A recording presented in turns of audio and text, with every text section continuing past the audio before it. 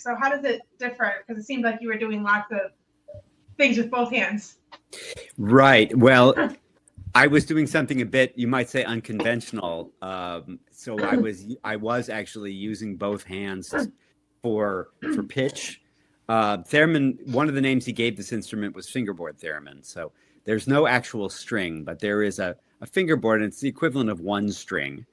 And so when you play it in the as it's intended to be played, I would say, you have that same division. One hand is on a lever for volume, which is the equivalent of the bow. That's the right hand, and the left hand is what's moving on the fingerboard.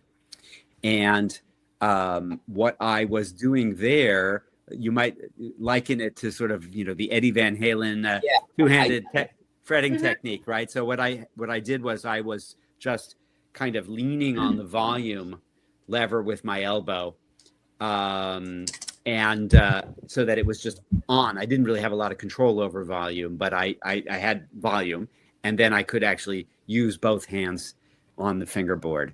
I also have, I say that I was leaning on with my elbow, but I'm not sure that's actually what I was doing in that case. I also have a little wooden plug that I can insert to hold the volume on. So I do have that option of playing, but nevertheless, it's a monophonic instrument. So when I do that, it almost sounds like I'm able to play more than one note at a time, which is kind of what, the effect I'm after. But actually, it does only play one note at a time. So anytime I jump, from the low register to the high register, it's always cutting off the other note when I do that. Yeah, it kind of creates a polyphony of sorts, I would say. You can pretty much do two lines. I really enjoyed it. I would like to explore it